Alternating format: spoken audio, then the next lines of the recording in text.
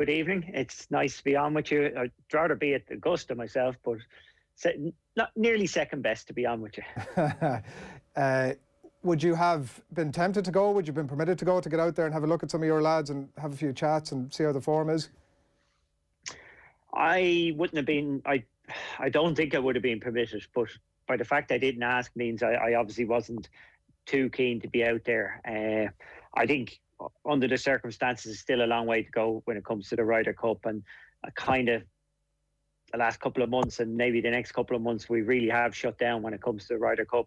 When the points start on the 1st of January, I'll start looking at it again and start getting into it. But at the moment, I'm interested to see how the players play, actually. And, if one of them, a European, can win, they certainly could carry that momentum into next year, which would be good.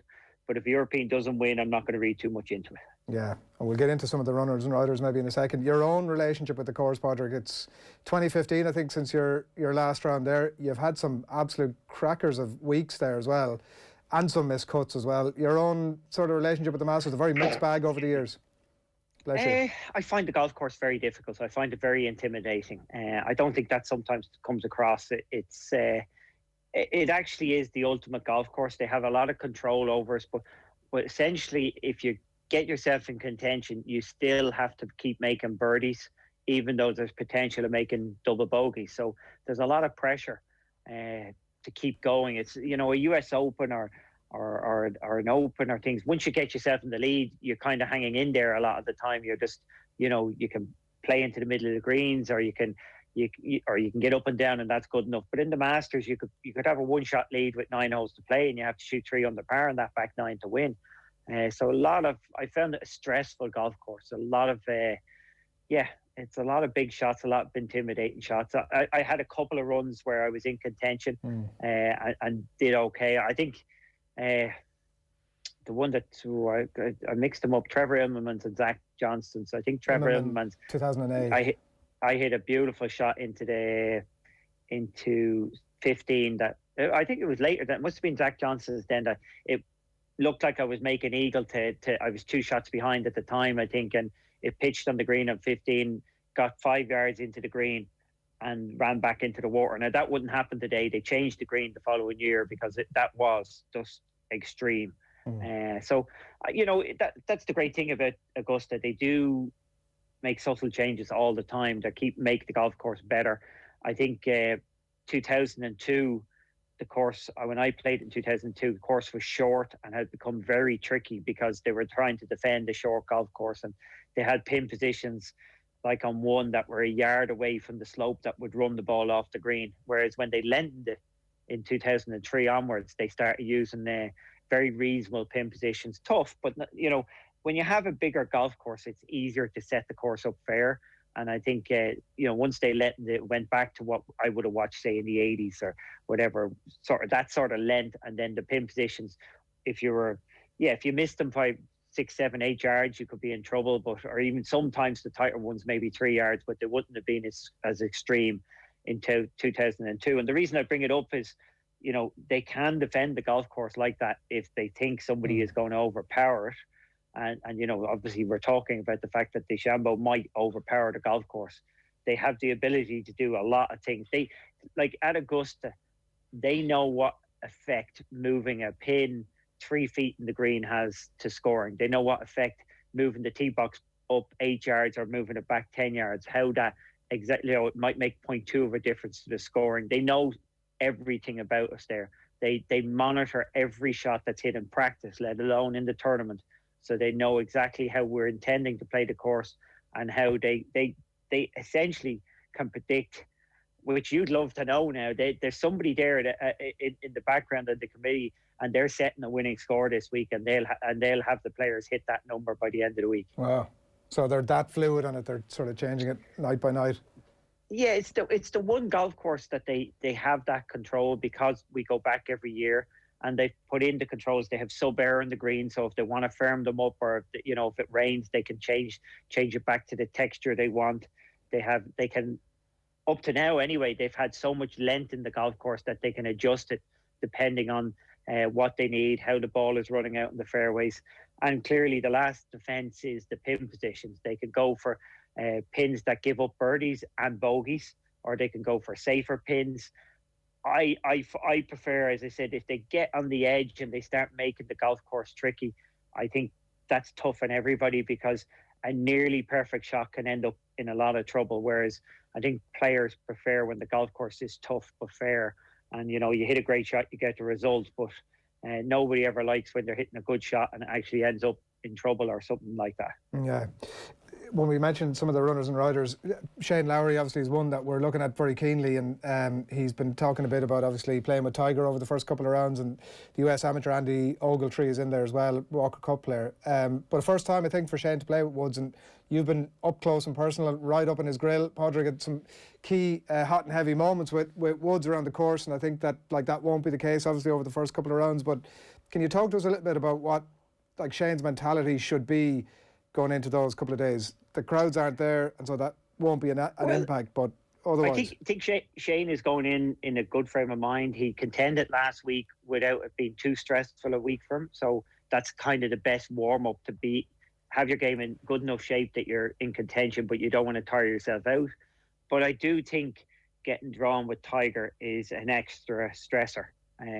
You want to keep it, ideally in a golf tournament, you want to keep everything for Sunday.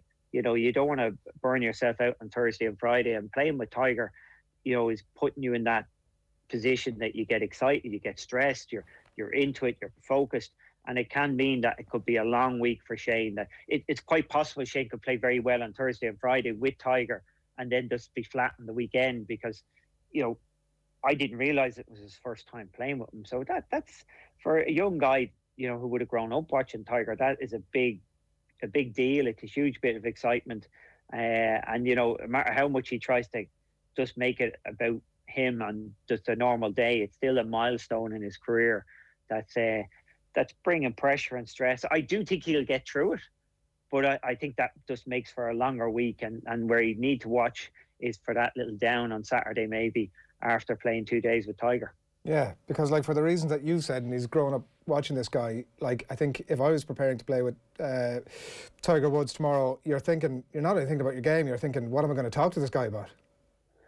Yeah, Tiger wouldn't. Well, he's a friendlier guy now than maybe back in the day, but I would think at the Masters he's going to be all business. So I always liked playing with Tiger, because he didn't say a lot, but what he did say, if he said good shot, you kind of appreciate it, because he meant it. There was nothing, he didn't say good shot to the ordinary shots. It was about business to him. It was work out there. I know he's a softer, friendlier guy now, but I think at the Masters, because he's defending and because he thinks he can win, I would have seen that on the Sunday of last year at Augusta. There was definitely a glint of the old Tiger there when he was going down the stretch, and I think he'll start off that way. Shane should be hoping he sees that side of Tiger, because then he'd be seeing Tiger at his best form. If Tiger's not playing so well, I'm sure he'd be the happier, friendlier Tiger.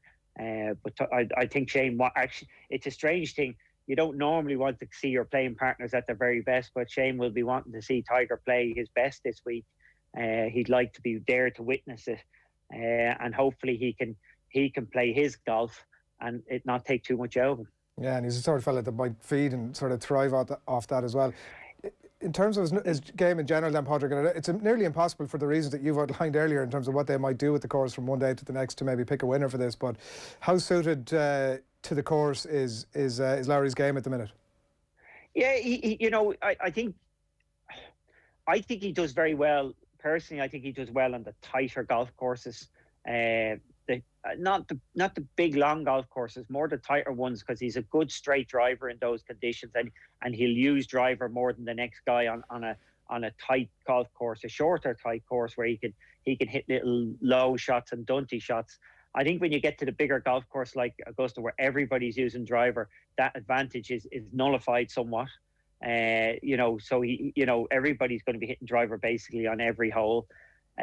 So yeah, while he will be competitive and he has the touch and everything like that, it's not like it just sits out there as this is a natural golf course for Shane to, the ones he does really well on are the likes of Hilton Head that, other players are finding exceedingly tight, and he just keeps hitting driver, and he gains such an advantage off the tee and confidence from that. I think a lot of people this week will be, watching Bryson hit it so far and lose a little bit of confidence off the tee. But he's got to play his own game in the end of the day, whether he's playing with Tiger or playing against the field. The fact that he played well last week without too much stress, that puts him in a good position. I know he's hitting the ball higher with a draw, which I would suggest that's with one eye on the Masters, so he can get more out of his driver. If he gets on a run, and let's face it, everybody has to get in a run if they're going to do well at Augusta. I think he's coming in with the form, and he certainly, when he plays well, the great thing about Shane when he plays well is he does keep it going. He has that ability, he believes in himself, and he pushes on. Yeah, and it's an incredible group for us all to watch anyway, apart from anything else. Tomorrow 5-1, Lowry and Tiger Woods head out. Rory McIlroy, Padraig, right, so he's been talking himself this week, maybe a bit less focus on him. People are talking up Bryson. We had Paul McGinley on yesterday. He's talking about Rory's mentality, his mindset, not been as focused now as it was maybe pre-lockdown. And actually listening to him, it felt like a conversation we've been having about Rory McIlroy for years about whether he's dialed in or not. And I suppose the point that Paul was making was that maybe it's even more so now over lockdown. But the Grand Slam is obviously there, but it's a difficult thing to keep going back to about McIlroy. Is he dialed in enough to win this thing? Well, I think he's trying not to be dialed in publicly. Right. I think he's making an effort to downplay it, and the whole idea of getting the Grand Slam. He's tried many different ways, obviously, to approach this event, and he's definitely talking a good game at the moment. He's a new father. He's pushing it. He's putting that story out there to deflect some of the pressure and take a new way in there. Look, all the professional golfers work hard behind the scenes. They do their job. And Rory's no different. He's trying to do his best out there behind the scenes in terms of work on that. So I don't buy into this. He's not dialed in, or he's not this, or he's not that. There's ebbs and flows in everybody's career. There's, Rory on top form is obviously a joy to watch.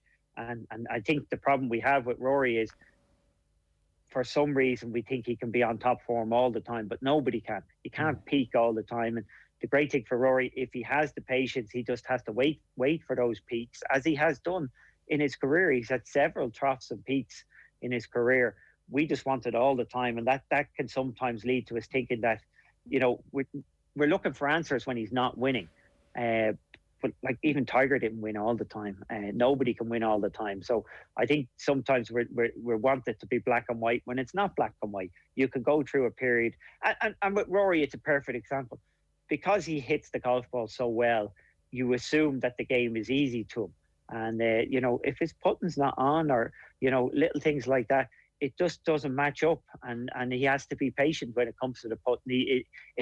Like with a lot of players, if you're strong in one part of the game, there is going to be a weakness. And the weakness would seem to be his putting. But as long as he stays patient, it will come around, and the weeks it comes around, he wins. That's a great place to be. I'd love to be sitting here thinking, well, I just have to wait for the week. I'll put well and I win. And Rory is like that. Now he wants to hit he does, how predictable is it? And he does want to hit that good putting week at an Augusta week, at a Masters. But as I keep saying, he's got to think of this and majors like buses, that they may not come along for a while, but when they do, they come along in a bunch of them. He might win 3 or 4 majors over the next 4 years, but he just has to stay patient. And unfortunately, him trying to stay patient can come across to the public like, he's too relaxed or he's not in it. But getting uptight about it isn't going to help him either. No. Why is that the reason? Because I was going to ask you, why do you think he talks himself out of the limelight almost? I think I don't think he's always done that. I just think this is a different approach for Augusta. He has stated at different times that the only thing he's thinking about is Augusta. I just think we're all looking for an answer. We're all trying to, put it down and be able to describe exactly where Rory is and what he's doing. And as much as he might over talk and say things, we definitely overanalyze where he's at. If you look at Tiger, as good as Tiger was, I think in his first 14 years on tour, which would have been his peak years, I suppose, or let's say his first 13 years were his peak years, he won 14 majors. So they're not easy to come around. That's like he basically left 3 majors on the table every year for everybody else. As much as anybody who played against Tiger in his prime likes to say, oh, well, it was very hard to win. Sure, Tiger was there. Well, he left 75% of the majors for the rest of us. And as good as Rory is, he just, major championships, they just don't, it's not as seamless as people think they are to win them. I do see it that he has to create his own realities, and which he is doing. He is deflecting and just get in his own head. And we don't know exactly, he's telling you a story. We don't know exactly where he is at in his own head. Maybe he is a bit relaxed. But usually a lot of people, when they become a new dad, they do play better for the initial year for sure. So it'd be, the baby bounce. Just patience. Baby bounce is in the post, Rory. Sit tight. Yeah, just have to be patient with this one. As I said, he could win this. You never know. By this time next April, he could have 2 Masters. Well, it'll be some golden prize that's there anyway. The what about his game then, Padraig? The iron distance control, precision around the greens is obviously the key to getting around here this week, and it's maybe not his game at the minute. Well, I think from what I hear, it's difficult around the greens. It's a bit sketchy around the greens, to be honest. Now, it's always difficult there. It's always intimidating. And it's interesting, the tougher you make it around the greens, the nearly more it plays into people who don't have a short game as their strength. Because if everybody's average from around the greens, that means there's no advantage to a guy with a good short game because everybody's struggling a little bit. So it will come down to, and the Masters generally does, the best ball strikers tee to green, and Rory is in that category. He his flight is really well suited for the Masters as well. He hits the ball long and high off the tee, which is excellent with a draw, and his high iron shots into the green. So it really is a golf course that suits him. And as I said, this year it should suit him even more because I saw there some of the pictures on Instagram and that I see him practicing with a 3-wood from off the greens, little chip and runs, bobbling it along the ground, which is a perfect example. When you get to the stage that you're hitting a 3-wood along the ground from off the green, you're basically nullifying everybody. It's difficult for everybody, and it doesn't matter how good a chipper you are. And it kind of helps the guys who don't want to rely on that part of the game because everybody is going to get up and down, say, 40% of the time, and it doesn't matter how good you are, you're not getting up down more than 45% of the time, sort of thing. So I would see Rory's long game coming more into play because of that. And he just, like everybody else, he just has to play his own game and get a couple of breaks that he avoids any of the drama. You don't want any drama at Augusta, so you don't want shots flying the green on 15 into the water or things like that, or 12. You just want to keep it nice and steady for the whole week because his game is obviously big enough and strong enough to contend. And especially given that the weather is meant to be bad, and the likelihood is they're going to try and defend the golf course against Bryson just to make sure, which, if they do try and defend against the long hitters, it actually plays into the long hitters' hands. And Rory is one of those. Yeah, so, and Tyrrell Hatton might be another one that it suits. And I know you played a couple of rounds with him at Lynch last year as well. Who is going to be the last man standing come Sunday evening, Padraig? Well, Tyrrell Hatton is very impressive. He's a seriously good attitude. He's on that run. He's right on top form. Again, he's a straight hitter. I wouldn't say he's a long hitter. He's certainly not a long hitter. He's in that medium category, but he's straight enough that you would call him a good driver of the ball, and he's definitely a good iron player. He's won on the big stage, winning at Arnold Palmer. It looks like he's got what it takes. So he would definitely be somebody. He's on as good as form as you can be going into it. So it would be interesting to see if it is a new stage, though. It is. I'm not saying you can't, but when it comes to majors, you tend to think of players who have maybe contended a couple of times in majors, winning one rather than winning one at your first go under pressure. I know Morikawa won the last major, but I don't think he was going in under as much pressure, or as like Tyrrell is thought of as one of the better players who hasn't won a major to win. Whereas I think Morikawa going into the PGA would have been certainly, even though a good player he is, he wouldn't have been thought of in the stakes of Tyrrell at this stage. Yeah, there's plenty of contenders there and lots to get our teeth into over the next 4 days. Really looking forward to it. Padraig, thanks a million for taking the time. Enjoy the week. Thank you. I'm actually really looking forward to it. I can't wait to see Bryson's tee shot in the first. And just remember, if he pulls driver out in the first, on the line he has to go, there's out of bounds only 10, 15 yards right of that. We'll all be doing this. Like I will say with Bryson, and there's great advantages to hitting it long, but you really have to use your head in where you do it. Yeah. And the first hole when you're nervous is not the place to do it at Augusta, because as I said, you could finish your whole tournament on that. There's plenty of holes out there that are wide. You can hit it wide and you're just going into trees. So hitting it 50 yards offline is the same as hitting it 10 yards offline, but the first isn't that hole. Yeah, it'll be an absolute belter. Thanks a million, Padraig. Enjoy it.